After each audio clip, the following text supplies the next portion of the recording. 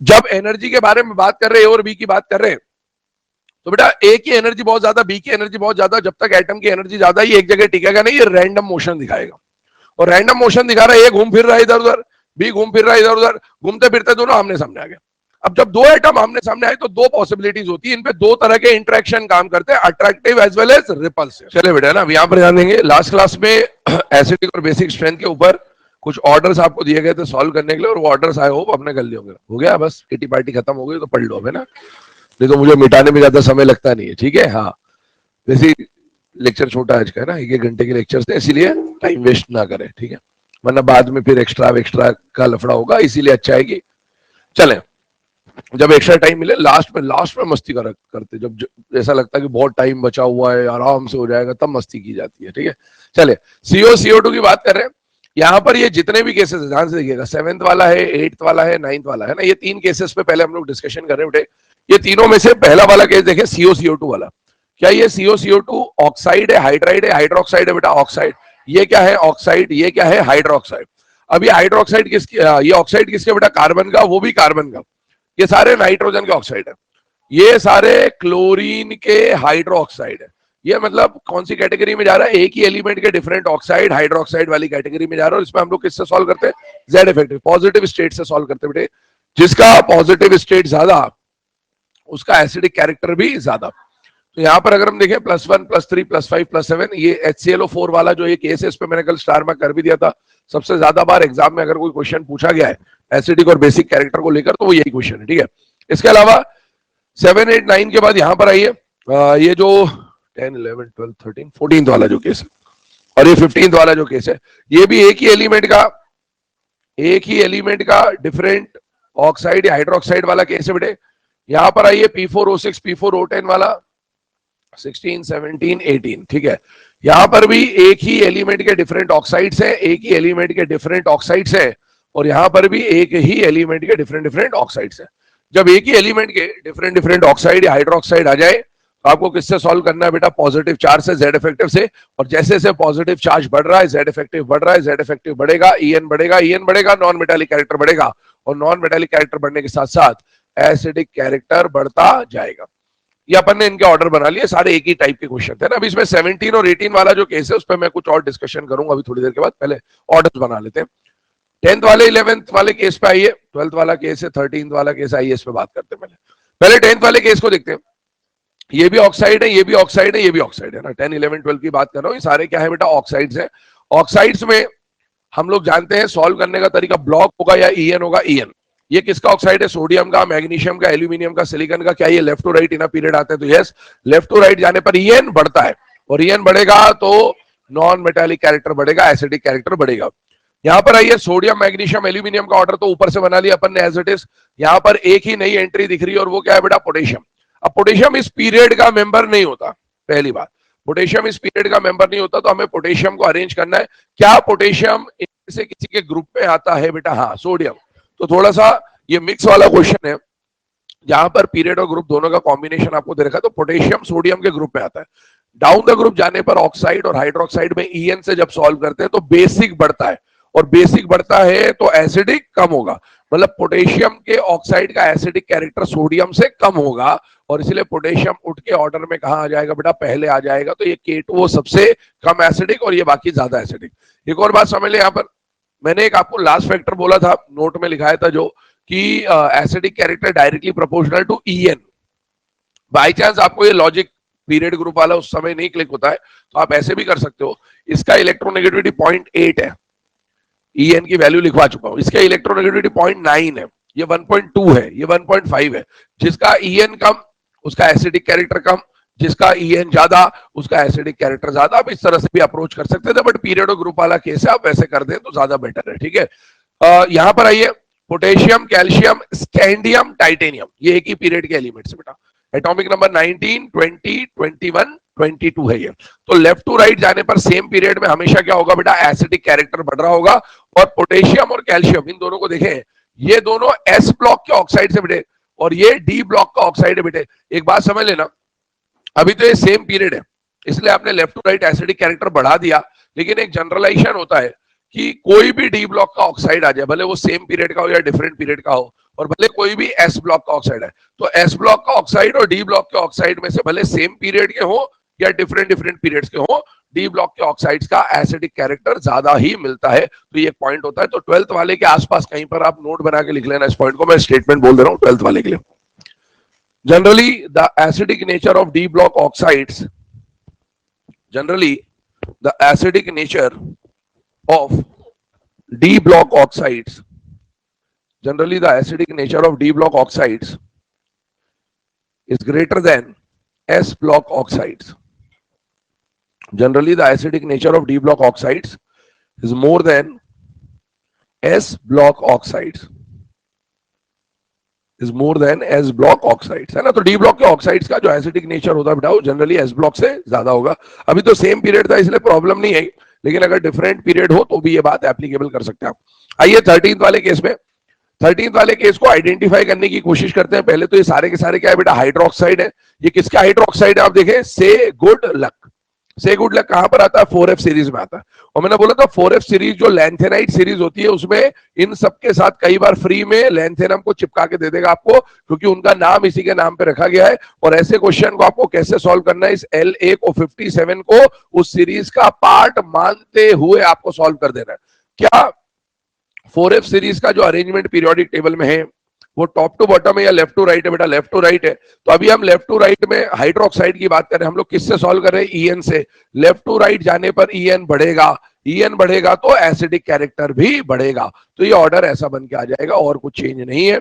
14 15 आपको ऑलरेडी बता दिया गया है, 16 17 18 हो गया। अब देखो इधर 19th वाले केस पे आते हैं। 17 18 पे अभी मुझे कुछ डिस्कशन करना है, मैंने बोला वो अभी मैं थोड़ी देर के बाद करता हूँ। 19 पे आते हैं। 19th वाला केस, हाइड्राइड है, ऑक्साइड है, हाइड्रोक्साइड है बेटा, हाइड्रोक्साइड। किसका हाइड्रोक्साइड है, बेरिलियम का, मैग्नीशियम का, कैल्शियम का, स्ट्रोंशियम का, बेरियम का। क्या ये सेम ग्रुप के हैं या नहीं बेटा, है। और सेम ग्रुप के हाइड्रोक्साइड्स में डाउन द ग्रुप जाने पर बेसिक कैरेक्टर बढ़ता है। हमें ऑर्डर बनाना है एसिडिक का, तो बेसिक बढ़ेगा तो एसिडिक कम हो जाएगा। तो ये ऑर्डर बन के आ जाता है, ठीक है। इसके बाद ये आ गया,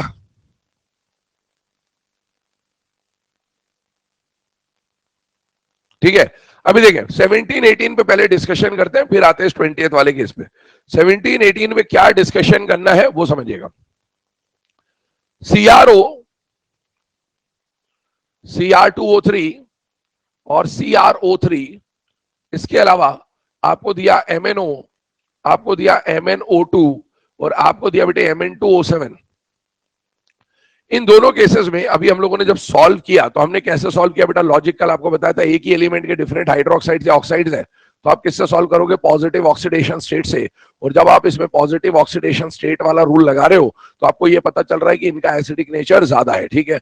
याद करिए ये क्रोमियम और मैंगनीज कौन से ब्लॉक के एलिमेंट्स है बेटा, डी ब्लॉक।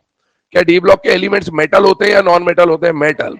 मेटल के ऑक्साइड कल आपको बताया जा चुका है, जनरली बेसिक, कभी कभार एम्फोटेरिक। वो एम्फोटेरिक कौन कौन होते हैं, ऐसे सब जनाबे आली गाएंगे सुनेंगे पंजाबी कीर्तन मन लगा के। कौन से होते हैं, आवाज नहीं आ रही मेरे को, और जोर से बोलो।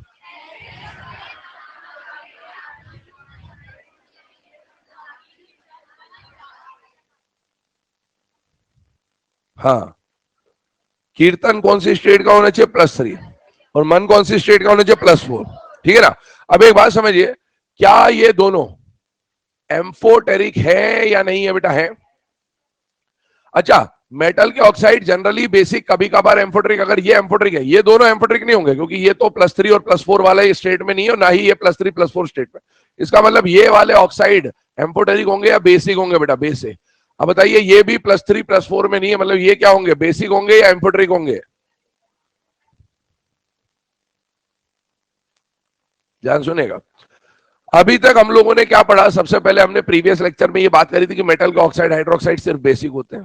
फिर हमने उसको थोड़ा सा चेंज करा, हमने बोला कि कभी कभार एम्फोटेरिक भी हो सकते हैं, ऐसे सब जनाब अली। और अब आपके सामने एक नई कहानी आ गई कि क्रोमियम और मैंगनीज, मतलब मेटल के हाइड्रो ऑक्साइड्स कैसे हो सकते हैं बेटा, एसिडिक भी हो सकते हैं। और आप देखो ये वो दो एलिमेंट है जो डी एंड एफ ब्लॉक में आपको पढ़ने ही है। क्रोमियम के ही कंपाउंड पढ़ोगे डी एंड एफ ब्लॉक में, और मैंगनीज के ही कंपाउंड पढ़ोगे आप डी एंड एफ ब्लॉक में। तो ये दोनों ऐसे कंपाउंड्स हैं जिनके ऑक्साइड या हाइड्रोक्साइड आपको कैसे मिल रहे हैं, एसिडिक भी मिल सकते हैं। कभी आपसे एग्जाम में क्वेश्चन पूछ लिया जाए कि क्या मेटल के ऑक्साइड एसिडिक हो सकते हैं, तो यस वो एसिडिक हो सकते हैं। और ये दो एग्जांपल आपके सामने, दो एग्जांपल में आप जरा ध्यान से देखें तो क्रोमियम अपने हाईएस्ट ऑक्सीडेशन स्टेट में बेटा जो कि +6 होती है, और मैंगनीज अपने हाईएस्ट ऑक्सीडेशन स्टेट में जो कि +7 होती है। तो क्रोमियम और मैंगनीज जब भी अपने हाईएस्ट ऑक्सीडेशन स्टेट में आ जाए तो ध्यान रखिएगा इनका नेचर कैसा हो जाएगा, एसिडिक। क्यों? क्योंकि पॉजिटिव स्टेट बढ़ने के साथ साथ जेड इफेक्टिव बढ़ता है, जेड इफेक्टिव बढ़ेगा तो ईएन बढ़ेगा, ईएन बढ़ेगा तो नॉन मेटालिक कैरेक्टर बढ़ेगा। तो एम्फोटेरिक से ये बहुत ज्यादा हाई स्टेट है बेटा, +6 +7 ऐसी स्टेट है जो नॉर्मली हर कोई शो नहीं कर सकता। +1 +2 तो हर कोई दिखा देता चलते फिरते ना रास्ते पे, लेकिन +6 +7 हर किसी की औकात की बात नहीं होती है। ये बहुत हाई स्टेट होती है, और इतनी हाई स्टेट में जाके ऑक्साइड्स कैसे हो जाते हैं बेटा, एसिडिक हो जाते हैं। ये बात डी ब्लॉक में भी आएगी आपके सामने जब हम पढ़ेंगे डी ब्लॉक में ऑक्साइड्स, पर अभी से हमने इसको डिस्कस कर लिया, वहां में डायरेक्टली इसको यूज करूंगा। एक और बात सुनिए, अब ये एसिडिक है तो ये पता कैसे चला कि एसिडिक है? ध्यान सुनना, ध्यान समझना। जो अभी बता रहा हूं सब एनसीईआरटी की बातें हैं, डी ब्लॉक में लिखी हुई है, तो डी ब्लॉक में मैं डिटेल में डिस्कशन नहीं करूंगा, मैं बता दूंगा कि पीरियोडिक टेबल में मैं ऑलरेडी ये बातें कर चुका हूं। ये बात समझिएगा, कभी भी आपको क्रोमियम की स्ट्रक्चर वगैरह को लेकर प्रॉब्लम आए, या कभी भी आपको मैंगनीज के स्ट्रक्चर वगैरह को लेकर प्रॉब्लम आए, बहुत इंपॉर्टेंट बात बता रहा हूं, ध्यान सुनना। इसको आप रिलेट करेंगे किससे? सल्फर से। और इसको आप रिलेट करेंगे किससे? क्लोरीन से। पेयर समझ लीजिए, क्रोमियम की केमिस्ट्री सल्फर जैसी चलती है, और मैंगनीज की केमिस्ट्री क्लोरीन जैसी चलती है। क्या मैंगनीज की हाईएस्ट स्टेट +7 होती है बेटे? हाँ। तो क्लोरीन की भी हाईएस्ट स्टेट +7 ही होती है। ऐसे ही सल्फर की हाईएस्ट स्टेट आप जानते हैं +6 होता है, वैसे ही क्रोमियम की हाईएस्ट स्टेट भी +6 होता है। मतलब आपको क्लोरीन के स्ट्रक्चर बनाने आते हैं और सल्फर के स्ट्रक्चर बनाने आते हैं, तो आप उसी के जैसे क्रोमियम और मैंगनीज के स्ट्रक्चर बना सकते हैं। अभी आपने स्ट्रक्चर ज्यादा पढ़े नहीं, हम बॉन्डिंग और जब आगे बढ़ेंगे तो बहुत सारे स्ट्रक्चर आपको आ जाएंगे, बट ये बात रिलेट होती रहेगी, अभी आपके दिमाग में डालना जरूरी है ये बात, ताकि आपको आगे बातें समझ में आने लगे। अब एक बात सुनिए, कोई भी कंपाउंड एसिडिक है या बेसिक है ये पता कैसे चलता है? उसका एक्वा सॉल्यूशन बना के। तो ये अगर एसिडिक है या बेसिक है या क्या है, तो उसका एक्वा सॉल्यूशन बना के पता चलेगा। आप यहाँ पर Mn2O7 को भी अगर चेक करना चाहते हैं तो इसका भी आपको क्या बनाना पड़ेगा बेटा? एक्वा सॉल्यूशन बनाना पड़ेगा। ध्यान सुनिएगा, हमारे सिलेबस में आगे जाके पी ब्लॉक में एक टॉपिक आता है जिसका नाम होता है हाइड्रोलाइसिस। क्या टॉपिक होता है बेटा? हाइड्रोलाइसिस में हम वाटर की रिएक्शन करा रहे होंगे, और हाइड्रोलाइसिस में मैं कुछ कॉमन बातें आपको बता देता हूं। जैसे ये ऑक्साइड है, एक बात समझना, जूनियर क्लासेस में 10th क्लास में आपने ये रिएक्शन पढ़ी होती है। क्या इसका प्रोडक्ट बता सकते हो? क्या बनेगा? क्या बनेगा? क्या बनेगा? ये नहीं आता मतलब आप दिक्कत में है बेटे, बहुत घटिया रिएक्शन है ना, मतलब ये आनी ही चाहिए। ये आपने 10th में पढ़ा, ये आपने 11th में पढ़ा, ये आपने 12th में पढ़ा, ये आपने हर बार पढ़ा है। किसी भी, ध्यान सुनना लाइन, किसी भी ऑक्साइड को पानी में मिलाने पर उसका करस्पॉन्डिंग हाइड्रोक्साइड बनता है। ध्यान सुन लीजिए, क्या बोला मैंने?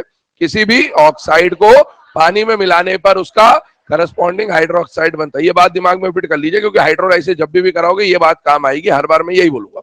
हाइड्रोलाइसिस में हम ढेरों ऑक्साइड्स को पानी में मिलाएंगे, और उन ढेरों ऑक्साइड्स को पानी में मिलाकर उस एलिमेंट का आपको क्या मिल रहा होगा? हाइड्रोक्साइड। और इसमें एक बात होती है, जनरली ऐसा होता है कि जो स्टेट का ऑक्साइड है उसी स्टेट का हाइड्रोक्साइड मिलेगा, क्योंकि हाइड्रोलाइसिस में जनरली ऑक्सीडेशन स्टेट चेंज नहीं होती है। ठीक है, अब एक बात सुनो, ये बात यहां पर कर ली, मुझे बताइए यहां पर मैंगनीज का स्टेट कितना है बेटा? +7। क्रोमियम का स्टेट कितना है बेटा? +6। किसी भी ऑक्साइड को पानी में मिलाने पर उसका करस्पॉन्डिंग हाइड्रोक्साइड मिलता है, किसी भी ऑक्साइड को पानी में मिलाने पर उसका करस्पॉन्डिंग हाइड्रोक्साइड मिलता है। अगर आपको ये 10th की बात याद है तो ये 11th 12th कुछ भी नहीं आपके लिए, सारी चीजें वही आएगी। आप आगे रिएक्शन से जो जितना घबराते हो ना, कुछ भी नहीं रिएक्शन में। हाँ, प्रैक्टिस की जरूरत पड़ेगी, क्योंकि आपको चीजों को समझने में दिक्कत कभी भी नहीं आएगी, दिक्कत रहती है चीजों को याद रखने में। ठीक है, और आपके लिए तो फायदेमंद बात है कि आपका तो लास्ट में आईओसी हो रहा है, तो आपको याद करने में उतना मतलब ऐसा नहीं है कि जनवरी में खत्म हो गया और अपन को 5-6 महीने याद रखना। अपना खत्म ही जब मार्च के एंड में हो रहा होगा, या मार्च के बीच में हो रहा होगा, या फरवरी के एंड में हो रहा होगा, तो अपने पास 1-2 महीने का टाइम रहेगा याद रखने के लिए ना। इस तरह से बात कर रहे हैं। तो आइए इधर बात करते हैं। जब इन रिएक्शंस की बात हो रही है तो किसी भी ऑक्साइड को, ज्यादा हर चीज को सीरियसली मत लिया करो, है ना। ये बोल दिया मार्च एंड में, तो बोलते बोलते बहुत सारी चीजें ऐसी निकल भी जाती है ना। तो Mn2O7 का जो वाटर से रिएक्शन करा रहे, तो किसी भी ऑक्साइड को पानी में मिलाया, या किसी भी ऑक्साइड को पानी में मिलाया तो उसका करस्पॉन्डिंग हाइड्रोक्साइड मिलेगा और उसी स्टेट का मिलेगा। एक बात बताइए, यहां पर अभी सल्फर को अज्यूम करिए, किसको अज्यूम करिए, क्योंकि आपको क्रोमियम मैंगनीज में मान के चलता आपको कुछ नहीं आता, ठीक है। सल्फर को अज्यूम करिए, SO3 पानी में मिलाओगे, सल्फर के ऑक्साइड को जब पानी में मिलाओगे तो सल्फर का ही क्या बनेगा, हाइड्रोक्साइड बनेगा। अच्छा, सल्फर मेटल है या नॉन मेटल है? अरे मेटल है कि नॉन मेटल है? नॉन मेटल के हाइड्रोक्साइड को हाइड्रोक्साइड बोलते हैं या ऑक्सी एसिड भी बोलते हैं। मतलब सल्फर का आपको क्या बनाना है, ऑक्सी एसिड बनाना है। कौन सी स्टेट का बनाना है, +6। क्या सल्फर के +6 का ऑक्सी एसिड जानते हो? H2SO4। अरे सल्फ्यूरिक एसिड है ना। तो आपको सल्फ्यूरिक एसिड का फॉर्मूला आता है क्या? H2SO, सल्फर हटा के क्रोमियम लगा दो। क्या बात समझ में आ रही है? अच्छा, H2SO4 को क्या नाम देते हैं? तो इसको क्या बोलेंगे, क्रोमिक एसिड। खत्म बात। ये समझना बहुत जरूरी है, क्योंकि मैं फिर से बोल रहा हूं, D&F ब्लॉक में पढ़ना ही आपको क्रोमियम और मैंगनीज है।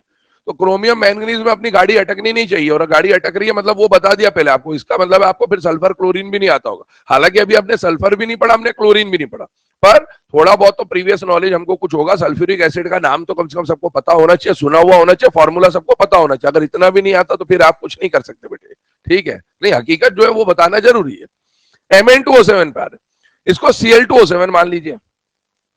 जब आप Cl2O7 को पानी में मिलाओगे तो क्लोरीन का हाइड्रोक्साइड मिलेगा +7 वाला। क्लोरीन भी नॉन मेटल है, और नॉन मेटल के हाइड्रोक्साइड को क्या बोलते हैं बेटा, ऑक्सी एसिड। अब जब हम हेलोजन के ऑक्सी एसिड्स पढ़ेंगे, सल्फ्यूरिक तो आता है, हेलोजन के 4 ऑक्सी एसिड्स बनते हैं।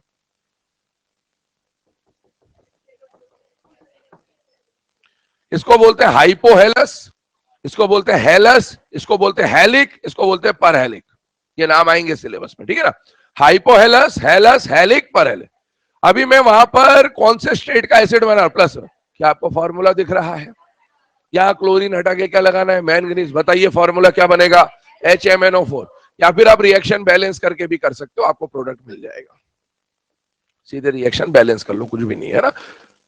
H2CrO4 और 2 और 8 ऑक्सीजन है तो 2HMnO4। वैसे भी कर सकते हो, लेकिन तरीका बता दिया आपको, क्योंकि यहां तो ठीक है, अगर बैलेंसिंग हो गई है तो ठीक है, कहीं पर बैलेंसिंग नहीं भी होगी, आपको 2 मोल 3 मोल ऐसे करना होगा तो फिर क्या करोगे, तो लॉजिक समझना ज्यादा बेटर है। अब यहां पर आ गया +7। मैंने बोला उसका नाम क्या है, परक्लोरिक। तो बताइए इसका नाम क्या होगा, परमैंगनिक एसिड। परमैंगनिक एसिड, ठीक है। अब ये जो परमैंगनिक एसिड आया बेटा, ध्यान सुनते जाना, अभी बातें खत्म नहीं हुई। यहां पर जो अभी हमने पॉइंट डिस्कस किया उसमें हमने ये देखा कि जो केस सल्फर का होगा वही केस किसका होगा बेटा, क्रोमियम का।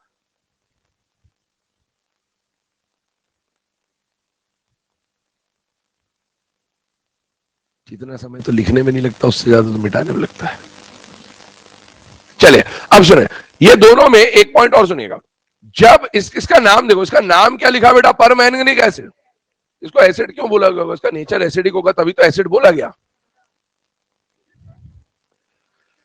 इसका नेचर एसिडिक होगा तभी तो इसको एसिड बोला गया। और हमें पता कैसे चला कि इसका नेचर एसिडिक है, इसका एक्वा सॉल्यूशन का पीएच वीएच देखा गया होगा, उससे पता चला। अब मुझे बताओ, वाटर खुद तो न्यूट्रल होता है, और ये पाउडर था बेटा। एक पाउडर को पानी में मिलाया, वो जो सॉल्यूशन बना वो एसिडिक बना। इसका मतलब है वो पाउडर ही तो एसिडिक नेचर का रहा होगा, क्योंकि पानी तो न्यूट्रल था। तो ऐसे पता चला कि Mn2O7 कैसा है बेटा, एसिडिक। और ऐसे ही पता चलेगा कि CrO3 भी कैसा है, एसिडिक। एक और बात सुनिएगा, क्रोमिक एसिड यहां मिल रहा है, पर इसके साथ यहां पर एक और एसिड मिलता है, वो होता है H2Cr2O7। ओलियम का नाम सुना आपने, H2S2O7। यहां पर सल्फर की कहानी, सल्फर क्रोमियम सेम चलता है। H2S2O7 की तरह यहां पर क्या मिल रहा है बेटा, H2Cr2O7, और ये भी +6 है। जिस स्टेट का अच्छा यही रहता है, बहुत बढ़िया, गुड। चले अब देखो, जिस स्टेट का ऑक्साइड था उसी स्टेट का क्या मिलेगा बेटा, ऑक्सी एसिड। इसका नाम क्या है बेटा, क्रोमिक एसिड। इसका नाम होगा डाइक्रोमिक एसिड। क्या नाम होगा, H2S2O7 जो होता है ना, उसके 3 नाम होते हैं। तो ओलियम, एक नाम होता है पायरोसल्फ्यूरिक एसिड। क्या नाम होता है, पढ़ेंगे ये सब चीजें। और उसी को पायरो को ही डाई सल्फ्यूरिक एसिड बोलते हैं। क्या बोलते हैं, डाई सल्फ्यूरिक। तो वो डाई सल्फ्यूरिक है तो ये डाई क्रोमिक है। तो इसका नाम लिखा मैंने डाइक्रोमिक एसिड। एक्चुअल में जब आप CrO3 को पानी में डालते हो तो ये दोनों इक्विलिब्रियम पे मिलते हैं, आपको दोनों ही मिलते हैं। पर आप में से कई लोगों ने जिनको डी ब्लॉक की थोड़ी बहुत नॉलेज होगी उनको ये पता होना चाहिए कि डी ब्लॉक में हम दो आयन पढ़ते हैं, क्रोमेट आयन और एक डाइक्रोमेट आयन। सुने सब लोगों ने? क्रोमेट और डाइक्रोमेट आपस में इंटर कन्वर्टिबल होते हैं। एसिडिक मीडियम में कोई किसी में चेंज हो जाता है और बेसिक मीडियम में कोई किसी में चेंज हो जाता है। यही वाली बात कर रहा हूं मैं, यहां पर ध्यान सुनना।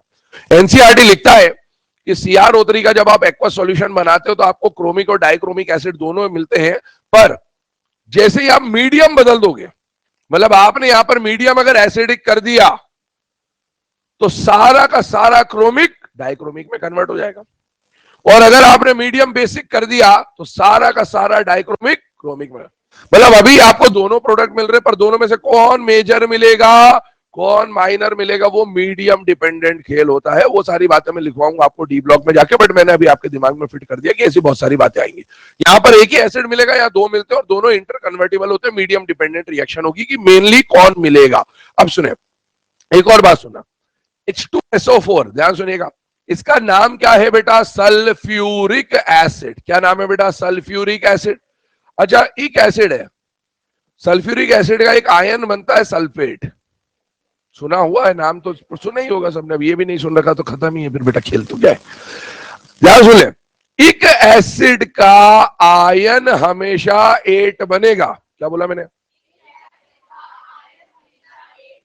दो तरह के ऑक्सी एसिड्स पढ़ोगे, एक एसिड और एक अस एसिड। एक का आयन 8 होता है और अस का आयन 8 होता है ना, बहुत कॉमन बातें हैं। एक एसिड का आयन 8 बनेगा और अस एसिड का आयन 8 बनेगा, ITE, IDE नहीं बोला, ITE है ना। तो एक एसिड का आयन 8 और अस एसिड का आयन 8। जैसे सल्फ्यूरिक एसिड, नाम सुनना, सल्फ्यूरिक एसिड आयन क्या बनेगा? सल्फेट।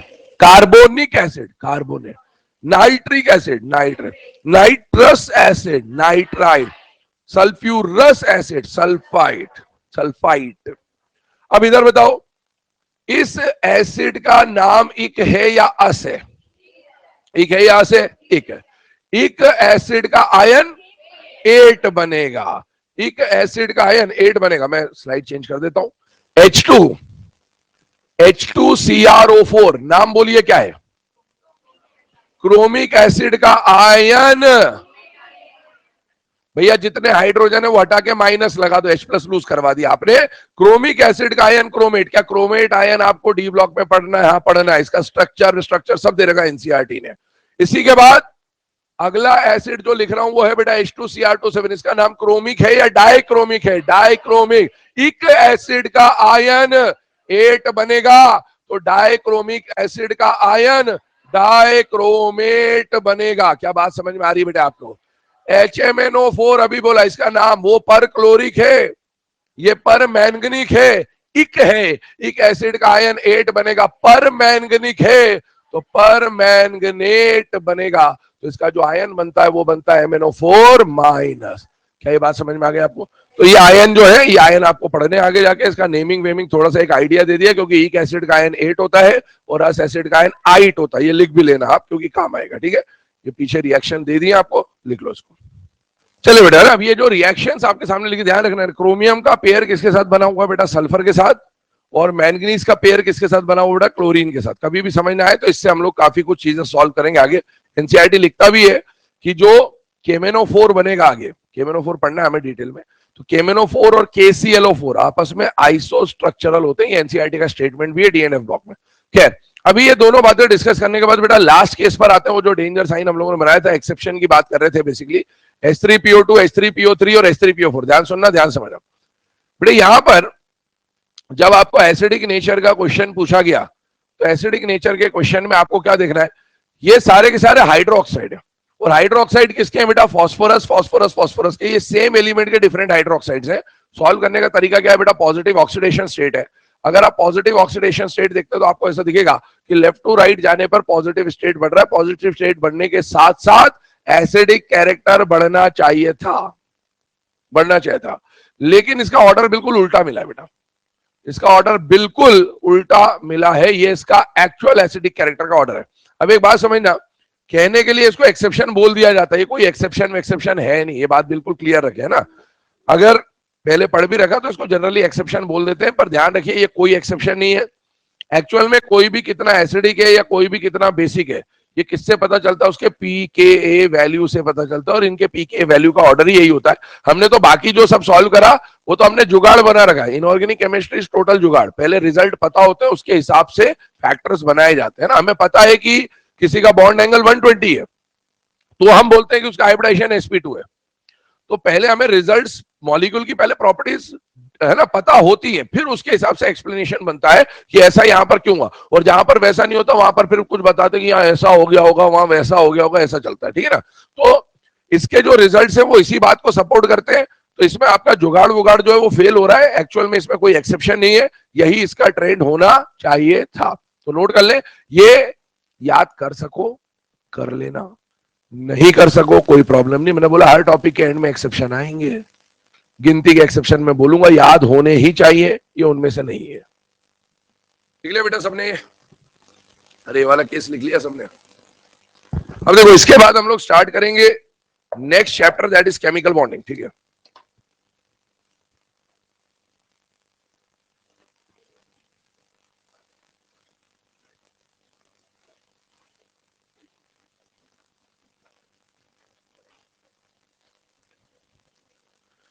चलिए बेटा स्टार्ट करेंगे नया चैप्टर, और जो नया चैप्टर हमारे सामने है वो चैप्टर कौन सा बेटा? Chemical bonding.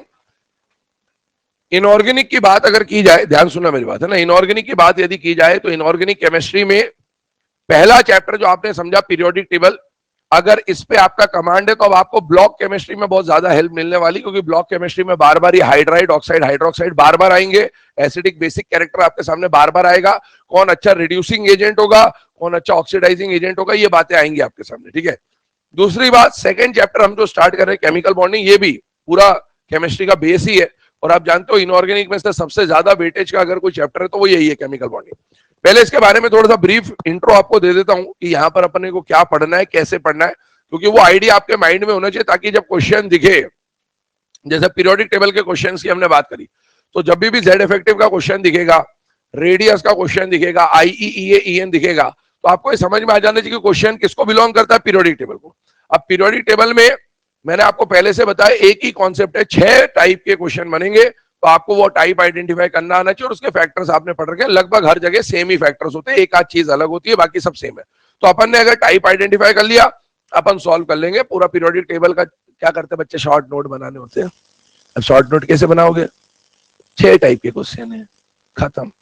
रेडियस में भी वही 6 है, आई में भी वही 6 है, EA में भी वही 6, EN में भी वही 6, सबके फैक्टर भी वही है, एक आध चेंज हो जाएगा, कुछ रैंडम में थोड़ा बहुत चेंज हो जाता है, बाकी सब कुछ वही है।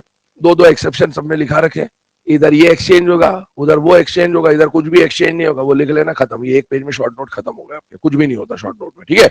ऐसे ही केमिकल बॉन्डिंग की जब हम बात करेंगे तो आपको नाम से समझ में आ रहा है। देखो इससे पहले हम लोगों ने जब IEA पढ़ा तो वो आइसोलेटेड एटम की प्रॉपर्टीज थी बेटा। EN मैंने बोला EN पढ़ा ही लास्ट में इसलिए क्योंकि केमिकल बॉन्डिंग में हमें आइसोलेटेड एटम नहीं चाहिए, बॉन्डेड एटम चाहिए। तो बॉन्डेड एटम के लिए कोई हथियार चाहिए था, और वो हथियार आपको क्या दिया गया? EN।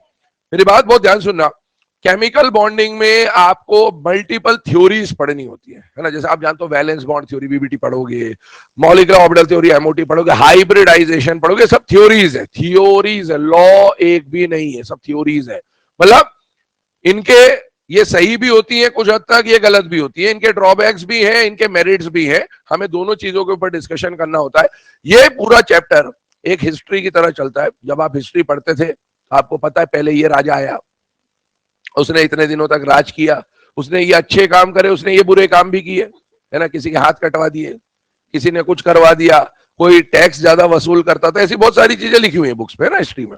तो ये वैसे ही चैप्टर है। एक थ्योरी आई, भाई सारे एलिमेंट एक साथ तो डिस्कवर हुए नहीं, पहले 10 एलिमेंट हुए, फिर 50 हुए, फिर 100 हुए, अब 118 हो गए, कभी 2018 भी होंगे, ऐसे भी होंगे ना, कुछ भी होगा।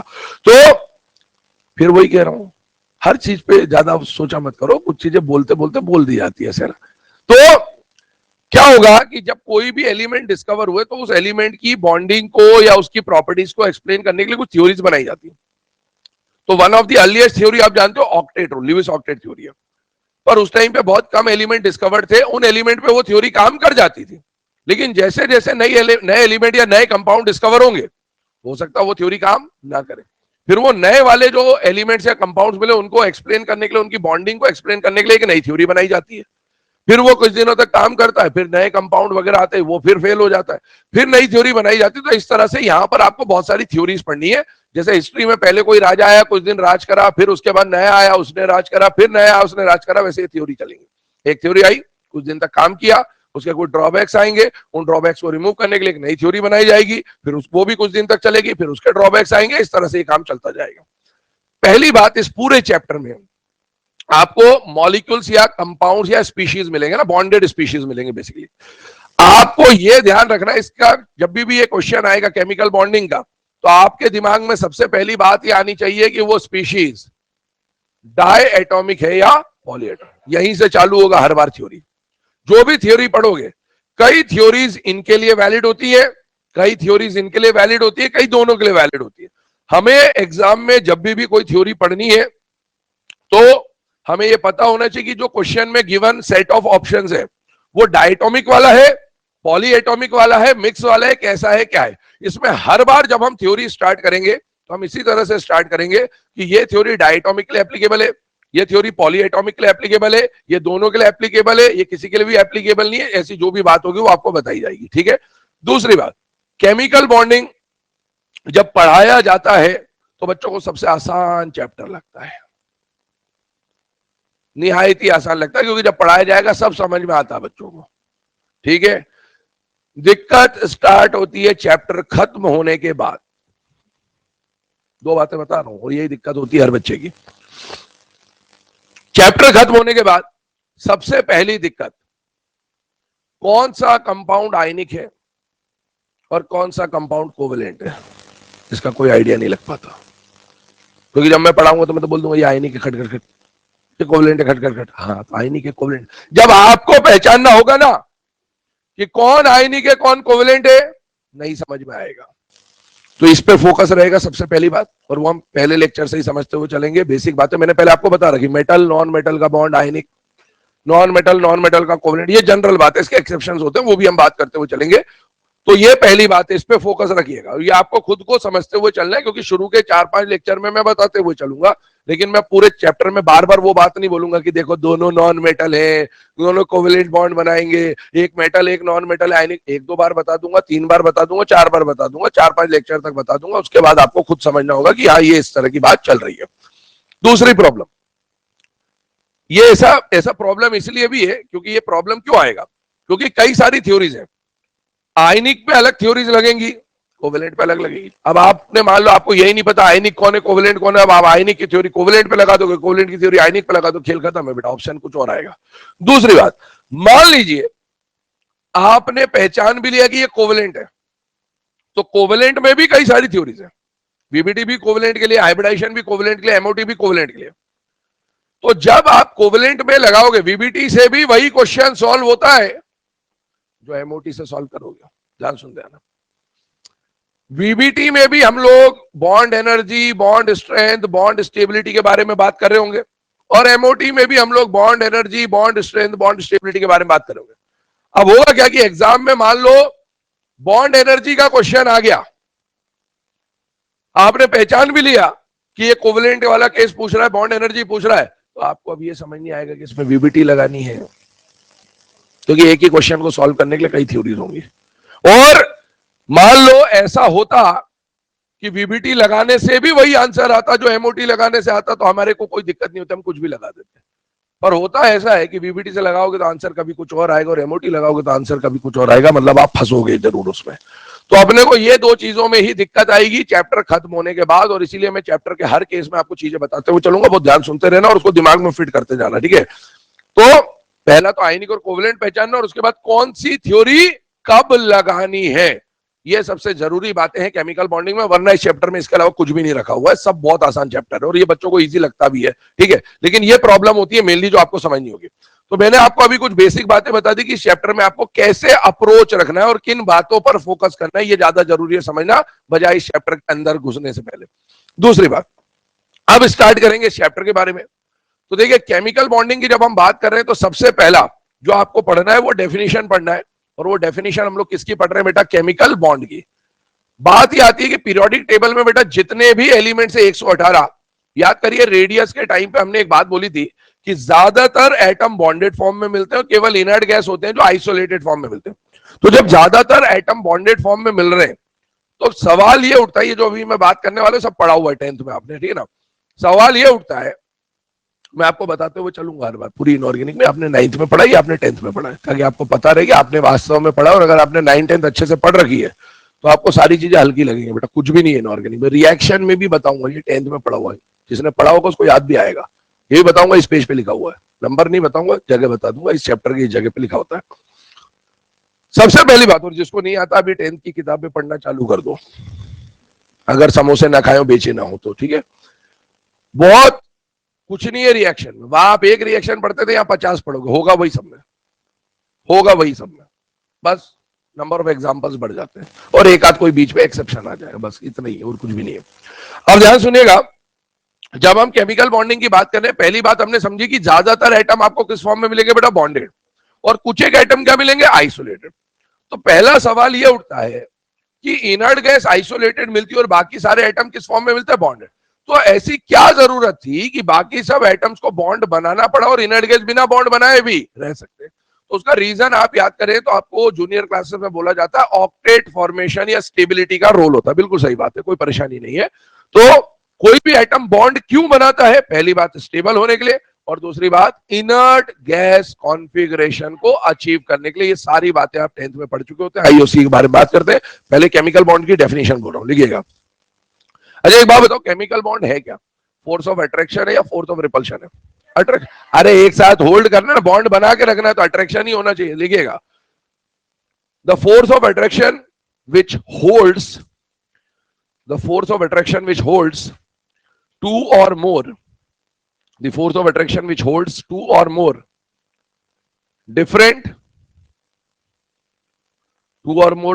atoms, ions or species together. The force of attraction which holds two or more different atoms, ions or species together. Two or more different atoms, ions or species together. ठीक है, तो ऐसा कोई भी फोर्स ऑफ अट्रैक्शन जो दो या दो से ज्यादा एटम हो, मॉलिक्यूल हो, आयन हो, एक मॉलिक्यूल हो, कुछ भी हो, दो स्पीशीज को आपस में होल्ड करके रखे, बाइंड करके रखे, ऐसे फोर्स ऑफ अट्रैक्शन को हम लोग क्या बोलते हैं बेटा? Chemical bond. अब आता है next point, cause of chemical combination. Cause of chemical combination, cause of chemical combination का मतलब एटम्स को केमिकली क्यों कंबाइन करना पड़ता है, केमिकली क्यों ये आपस में बाइंड होते हैं, उसके ऊपर बात करें। वही दो रीजन जो अभी मैंने बोले, एक तो स्टेबिलिटी और एक इनर्ट गैस। तो लिखिएगा, पॉइंट नंबर 1 बनाइएगा, इसमें दो रीजंस लिखते हैं हम लोग। पहला पॉइंट लिखिएगा, tendency to achieve inert gas configuration. पहला पॉइंट लिखेंगे इसमें, tendency to achieve inert gas configuration, tendency to achieve inert gas configuration. और दूसरा पॉइंट लिखेंगे, tendency to minimize the energy, tendency to minimize the energy, bracket में लिख लेना tendency to achieve maximum stability, एक ही बात है दोनों। टेंडेंसी टू मिनिमाइज एनर्जी, या फिर ब्रैकेट में उसी को लिख ले tendency to achieve maximum stability, एक ही बात है। मिनिमम एनर्जी बोलूं, मैक्सिमम स्टेबिलिटी बोलूं, बात एक ही है। अब ये दोनों जो पॉइंट्स आपको लिखाए गए, इन्हीं के ऊपर हम डिटेल में डिस्कशन करने वाले। पहले मैं जो सेकंड वाला पॉइंट है उसको बता रहा हूं, फर्स्ट वाला तो हम थ्योरी जब ल्यूइस ऑक्टेट रूल पढ़ेंगे तो आ ही जाएगा उसमें। देखो बेटा, सेकंड वाला जो पॉइंट है उसको समझने की कोशिश करते हैं, और वो पॉइंट क्या, इधर ध्यान सुनेगा। एनसीईआरटी के अंदर एक ग्राफ दिया हुआ है, और वो ग्राफ से हम लोग इस बात को समझेंगे। और वो ग्राफ क्या है, ध्यान सुने।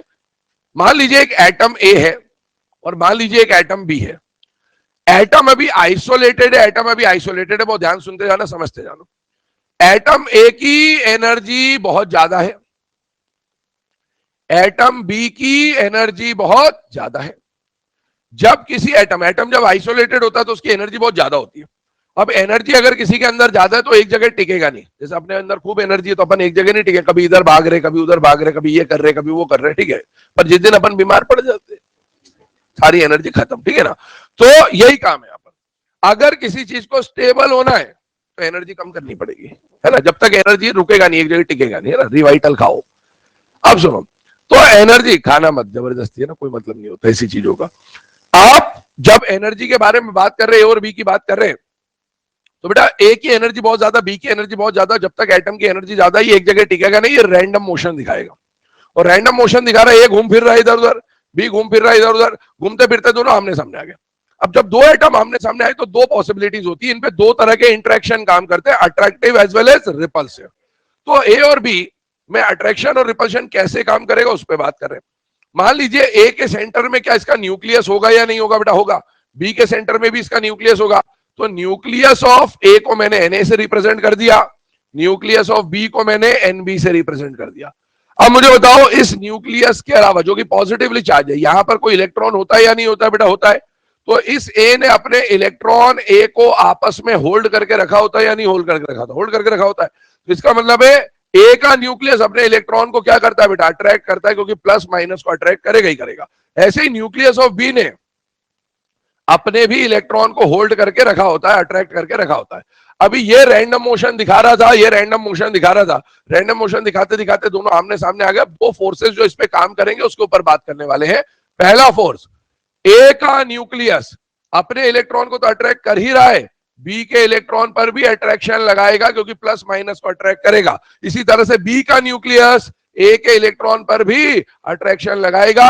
अब देखो, जैसे अट्रैक्शन लगा उसके साथ साथ क्या ये ए और बी के न्यूक्लियस प्लस प्लस और ए का इलेक्ट्रॉन और बी का इलेक्ट्रॉन सेम चार्ज एक दूसरे को क्या करेंगे? रिपेल। तो ये और ये एक दूसरे को क्या करने वाले बेटा? रिपल्शन लगाने वाले। यहां पर भी क्या लगने वाला है बेटा? रिपल्शन लगने वाला है। तो आप देख सकते हैं यहां पर दो फोर्सेस साइमल्टेनियसली काम करेंगे जब भी दो एटम आमने सामने आएंगे।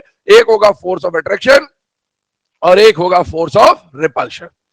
अब मुझे इस चैप्टर के हिसाब से केमिकल बॉन्ड बनाना है या तोड़ना है? बनाना है। बॉन्ड तब बनेगा जब एटम पास आएंगे, और एटम पास आने की कंडीशन मतलब क्या है? कौन डोमिनेट करना चाहिए? ऑब्वियसली जब फोर्स ऑफ अट्रैक्शन डोमिनेट करेगा तब जाके दोनों एटम पास आएंगे। लेकिन सुनना, जब ये पास आएंगे तो क्या रिपल्शन बढ़ते जाएगा? तो जैसे अभी क्या होगा, फोर्स ऑफ अट्रैक्शन जब ज्यादा है तो दोनों क्लोज आएंगे, लेकिन जैसे जैसे क्लोज आएंगे तो फोर्स ऑफ अट्रैक्शन से ज्यादा डोमिनेट धीरे धीरे कौन करने लगेगा? रिपल्शन। तो एक टाइम ऐसा आएगा जब अट्रैक्शन और रिपल्शन एक दूसरे के इक्विलिब्रियम पे आ जाएंगे। वो इक्विलिब्रियम वाली जो कंडीशन होती है ना, तो उसके बाद ये पास आ सकते ना उसके बाद ये दूर आ सकते, क्योंकि पहले अट्रैक्शन ज्यादा है, पास आते जा रहे हैं, लेकिन रिपल्शन बढ़ रहा है, रिपल्शन बढ़ रहा है। एक टाइम ऐसा आएगा कि अब ये पास आएंगे तो रिपल्शन डोमिनेट करेगा और दूर जाएंगे तो अट्रैक्शन डोमिनेट करेगा। वो जगह जो होती है जहां पर अट्रैक्शन और रिपल्शन इक्विलिब्रियम पे आते हैं, वो बॉन्ड फॉर्मेशन की जगह होती है, वही बॉन्ड कहलाता है। अब आप देखो, मान के चलते हैं फोर्स ऑफ अट्रैक्शन और रिपल्शन। अब देखो पहले क्या हुआ, इसकी एनर्जी बहुत ज्यादा थी, लेकिन इनों के बीच में क्या लगा बेटा? अट्रैक्शन। जब जब अट्रैक्शन होगा तब तब एनर्जी रिलीज। तो ए ने कुछ एनर्जी रिलीज करी, मान लिया X amount of energy release करी।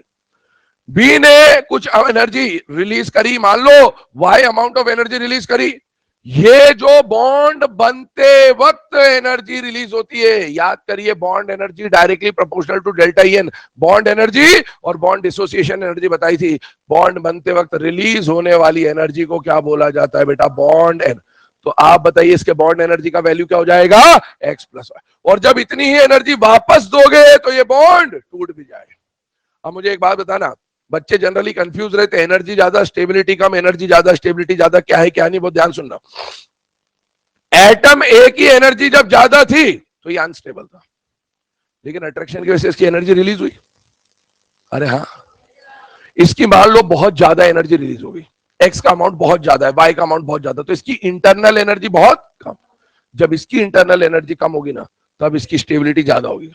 पर इसकी इंटरनल एनर्जी कम तो स्टेबिलिटी ज्यादा, इसलिए हम बोल रहे हैं एनर्जी कम तो स्टेबिलिटी। पर ये मैं किसके रिस्पेक्ट में बात कर रहा हूं? Internal energy. और इसकी इंटरनल एनर्जी कम होने के लिए इसकी रिलीज एनर्जी ज्यादा होनी चाहिए। ये जितनी ज्यादा होगी उतनी इसकी इंटरनल एनर्जी कम होगी, और इंटरनल एनर्जी जितनी कम होगी स्टेबिलिटी उतनी ज्यादा। इसका मतलब है स्टेबिलिटी के लिए बॉन्ड एनर्जी का वैल्यू बहुत ज्यादा होना। दो चीजें अलग अलग। इंटरनल एनर्जी कम, स्टेबिलिटी ज्यादा। बॉन्ड एनर्जी ज्यादा, स्टेबिलिटी ज्यादा। अरे हाँ या ना तो बोल दो बेटे। कोई है जिसको ये समझ ना आया हो? कोई हो तो पूछ लो। अब एक काम करें, जहां पर आपने पॉइंट लिखा है वहां पर एक तो स्ट्रक्चर बनाई सबसे पहले, ये वाला सेकंड वाला जो पॉइंट है ना, मिनिमम एनर्जी वाला, वहां पर एक तो स्ट्रक्चर बनाए सबसे पहले। इसका एक ग्राफ है, वो ग्राफ हम लोग प्लॉट करते हैं, पहले आप स्ट्रक्चर बना लीजिए। 2 मिनट के ध्यान देना ना। यहां पर हम लोग एक ग्राफ बना रहे हैं, ग्राफ एनसीईआरटी का ग्राफ है। इसको एनर्जी प्रोफाइल डायग्राम बोलते हैं या पोटेंशियल एनर्जी ग्राफ बोलते हैं। यहां पर ये जीरो जो है ये आपको ओरिजिन है बेटा, ये ध्यान रखना। हम लोग जीरो से नीचे की बात कर रहे हैं, मतलब ये अगर आपका प्लस वाई है यहां से ऊपर तो ये माइनस वाई, ठीक है। एक्स एक्सिस पर हम लोग लेते हैं बेटा इंटर न्यूक्लियर डिस्टेंस या फिर बॉन्ड लेंथ जिसको आप बोलते हो, और वाई एक्सिस पर हम लोग ले रहे हैं बेटा एनर्जी। पोटेंशियल एनर्जी हमेशा नेगेटिव साइन में चलती है ना, इंटरनल एनर्जी से रिलीज होती है, इसलिए हम लोग यहां पर इस तरह से बनाएंगे। ध्यान सुनना, पहली बात, जब एटम ए और बी, 3 केसेस इसमें समझेंगे, जब एटम ए और बी बहुत दूर थे, रैंडम मोशन दिखा रहे थे, तो उस टाइम पर इनकी खुद की इंटरनल एनर्जी बहुत ज्यादा थे, तो दोनों का जो सम ऑफ एनर्जी रहेगा शुरू में वो बहुत ज्यादा होगा, बहुत ज्यादा होगा। शुरू में दोनों की टोटल एनर्जी बहुत ज्यादा, मान लीजिए वो एनर्जी इतनी है, बहुत ज्यादा है। जैसे जैसे दोनों एटम पास आएंगे, मतलब इनमें फोर्स ऑफ अट्रैक्शन और रिपल्शन में से अट्रैक्शन डोमिनेट कर रहा है, तो जब जब अट्रैक्शन होगा तब तब एनर्जी रिलीज, तो इनकी खुद की इंटरनल एनर्जी रिलीज होती जा रही है। तो इंटरनल एनर्जी रिलीज हो रही है, तो एनर्जी का जो ग्राफ है वो कैसा जा रहा है बेटा, नीचे जा रहा है। तो एनर्जी का ग्राफ नीचे जाने लग गया। एक समय ऐसा आएगा जब ये इक्विलिब्रियम पे आ जाएंगे, जहां पर फोर्स ऑफ अट्रैक्शन और फोर्स ऑफ रिपल्शन लगभग लगभग बराबर। ये मैंने वहां वाला पॉइंट बताया ना, ये जो अमाउंट ऑफ एनर्जी रिलीज हुई, देखो जब ए और बी बिल्कुल पास पास आ जाएंगे तब ये पॉइंट क्या कहलाएगा, बॉन्ड फॉर्मेशन की सिचुएशन होगी। ये यहां पर ये इक्विलिब्रियम है। जब ये इससे दूर जाएंगे अट्रैक्शन डोमिनेट कर जाएगा, जब ये इससे पास आएंगे तो रिपल्शन डोमिनेट कर जाएगा, मतलब ये इससे ना उधर जा पाएगा ना इधर जा पाएगा। अब आपने इस प्रोसेस में वहां से लेकर यहां तक जो अमाउंट ऑफ एनर्जी रिलीज हुआ, इस रिलीज्ड एनर्जी को बोला जाता है बेटा bond energy. The amount of energy release during bond formation is known as bond energy. और इतनी एनर्जी जब वापस इसको दोगे तब ये बॉन्ड टूटकर वहां पहुंच जाएगा। अब ध्यान सुनिए, क्या इसके बाद ये और पास आ सकते हैं क्या? नहीं। ये ग्राफ जो है ना, ध्यान सुनना मेरी बात, ये ग्राफ जो है ये ऐसे रीड नहीं करते, ऐसे रीड करते हैं। ध्यान रखना, ऐसे पढ़ोगे तो ग्राफ का मीनिंग कभी जिंदगी में नहीं समझ में आएगा। ये ग्राफ ऐसे रीड होता है, इसलिए मैं इसी पैटर्न में बना रहा हूं आपको। पहले एटम दूर थे, पास है, पास आए तो क्या inter nuclear distance tending towards zero जा रहा है या नहीं जा रहा है? बेटा जा रहा है। लेकिन आप बताओ, अगर ये इससे ज्यादा पास आएंगे तो रिपल्शन होगा। अब मुझे अगर इसका inter nuclear distance tending to zero करना है, मतलब मुझे ए का न्यूक्लियस और बी का न्यूक्लियस आपस में मर्ज करना पड़ेगा, कोइंसाइड कराना पड़ेगा। क्या वो पॉसिबल है क्या? इसके बाद तो ये खुद ही पास नहीं आएंगे। जब पास नहीं आएंगे फिर भी आपको इंटर न्यूक्लियर डिस्टेंस जीरो की तरफ ले जाना है, तो इसका मतलब बाहर से आपको जबरदस्ती इनको पास लाना पड़ेगा। और जब आप बाहर से फोर्सफुली पास लाओगे तो एनर्जी देनी पड़ेगी। ये जो आगे का ग्राफ में बना रहा हूं, ये हाइपोथेटिकल ग्राफ है बेटा। ये कैसे अलग ही लेवल है, ये हाइपोथेटिकल ग्राफ है। इसका मतलब है ये वाला जो पार्ट है ये खुद ब खुद नहीं होता है, पर हम अज्यूम कर रहे हैं कि अगर उसके बाद भी इनको और पास लाना है तो आपको एनर्जी सप्लाई करनी पड़ेगी। और ये जो इंटर न्यूक्लियर डिस्टेंस है टेंडिंग टुवर्ड्स जीरो जाएगा, ये जीरो कभी भी नहीं हो पाएगा। दो न्यूक्लियस कभी भी एक दूसरे पे कोइंसाइड नहीं कर रहे होंगे ना। तो ये कंडीशन है, इसको ग्राफ को प्लॉट कर लीजिए, इंपॉर्टेंट ग्राफ में।